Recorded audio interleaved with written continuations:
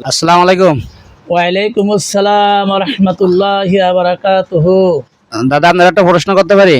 অবশ্যই করতে পারেন ইনশাআল্লাহ। আচ্ছা, তাবলিগ করেন, তাবলিগ করলে উপকার কি, আর তাবলিগ করে লাভটা কি? আপনারা যে তাবলিগ করেন, আমরা অনেক সময় দেন যে তাবলিগ করবো কিনা, কিন্তু এটাতে আমাদের ভয়টা কি? আলহামদুলিল্লাহ, তবলিগ তো এটা মুসলমানের এই উম্মতের জিম্মাদারি কাজ। তবলিগ হলো এই উম্মতের জিম্মাদারি কাজ। হুজুর সাল্লাল্লাহু আলাইহি সাল্লামের পক্ষ থেকে যে কোনো কথা জানা, যেমন বাল্যগু আন্নি আলাহু আয়া, আল্লাহ রাসূল বিদায় ভাষণে আমাদের এই কথার জিম্মাদারি বোঝাই গেছে যে আমার পক্ষ থেকে যদি একটি কথা জানা থাকে, কথাটি অপর কাছে পৌঁছায়া দাও। তো যার যতটুকু সম্ভব, যে যতটুকু জানে সে ততটুকু পৌঁছায় দেওয়া তার জিম্মাদারি। এই জন্য কাজ করলে তার উপকারিতা, মানে ইসলামের পরিপূর্ণতা লাভ করা।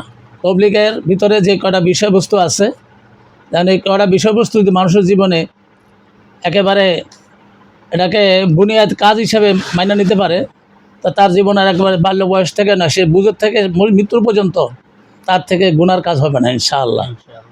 গুণমুক্ত জীবন হবে এবং সেখানে আমলের জন্য তার সুন্দর একটা জীবন হবে।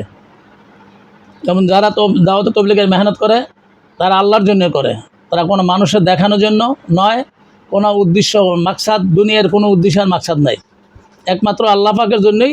তবে একে যতগুলা কথা, যতগুলা বয়ান, যতগুলো আলোচনা, যতগুলো বিষয়বস্তু একমাত্র আল্লাহ সন্তুষ্টির জন্যই। আর আল্লাহ যদি সন্তুষ্ট হয়ে যায় তাহলে অবশ্যই তার বান্দার জন্য নাজাতের কল্যাণ হবে। এই জন্য আমাদের মূল উদ্দেশ্য হলো তবলিগের যে সয়সুল আছে, কালমা, নামাজ, ইলম, জিকির, একামল মুসলিমের সৈনীয় দাওয়াত তাবলিগ, এই 6 নম্বরের ভিতরে যে 6টা আমরা সর্বপ্রথম হলো কালমা লা ইলাহা ইল্লাল্লাহ, এই কথা স্বীকার করা যায় আল্লাহ ছাড়া অন্য কোনো মাবুদ নাই, হযরত মুহাম্মদ মুস্তাফা সাল্লাল্লাহু আলাইহি ওয়াসাল্লাম প্রেরিত রাসূল। তার উদ্দেশ্য কি?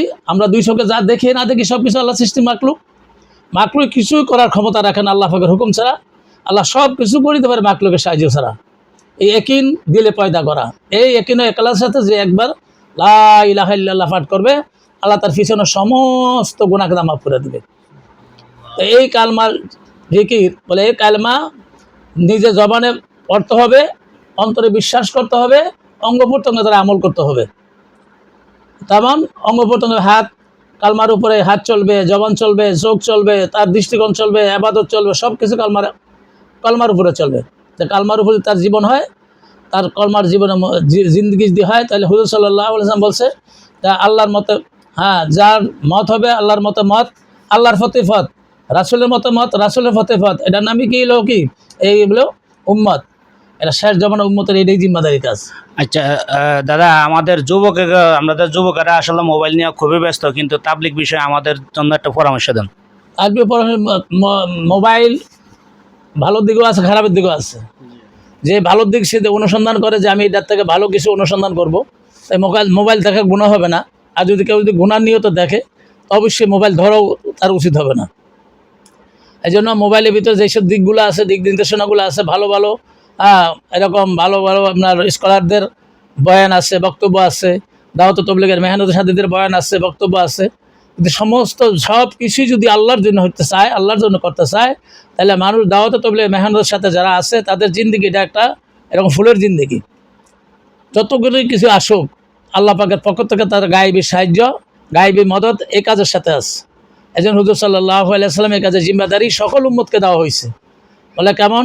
সাহাবা আজমান রাদিয়াল্লাহু তাআলা 1 লক্ষ বা 1.25 লক্ষ সাহাবের উপস্থিতি কথাই বলছে যে আমার পক্ষ থেকে যে কথা, একটি কথা জানা থাকে ওরা পৌঁছায় দাও, এই কথা উম্মত কাউকে বাকি দেয় নাই। এদেশের রাষ্ট্রপ্রধানের যে দায়িত্ব, এদেশে একজন সুইফার মেথরের একই দায়িত্ব। যারা মুসলমান দাবি করবে তারা দাওয়াত তবলিগের মেহনত করলে 5 ওয়াক্ত নামাজ তার কাজা হবে না। দাওয়াত তবলিগের মেয়াদ উপকারের মধ্যে একটা উপকার আছে, 5 ওয়াক্ত নামাজ তার জামাতের সাথে আদায় হবে এবং সে সত্য কথা বলার জন্য চেষ্টা করবে। সব মিথ্যা কথা জবানে আসবেই না, আর আসা সম্ভবই না। তারপরে এরকমভাবে কাউকে ঠকাবে না, সে নিজেও ঠকতে চেষ্টা করবে না। যদিও নিজে ঠকে, কাউকে ঠকাবে না। যদিও নিজেকে মাইর খায়, অপরকে মাইর দিবে না। এই সমস্ত বিষয়গুলো কেউ নিজের দ্বারায় অপরের কোনো ক্ষতি হবে না। এটা নামই দাওয়াত তাবলীগের মেহনতের এই মাকসাদ। আপনাকে অসংখ্য ধন্যবাদ। আমাদের অনেক পরামর্শ দিয়েছেন তাবলিগ নিয়ে। আসলে তো আমরা যুবক, আপনার মুরব্বী অনেক তাবলিগ করছেন, আমাদের করা হয় না। তো আপনাকে অসংখ্য ধন্যবাদ। জাযাকাল্লাহু খায়র, আপনাকে অশেষ ধন্যবাদ। এই চ্যানেলকেও ধন্যবাদ। যদি তারা সঠিকভাবে এবং এটাকে ইসলামের দৃষ্টিকোণ থেকে যদি তারা আমলে নিয়ত করে, আল্লাহ পাক সবাইকে কবুল করেন। আমিন আমিন।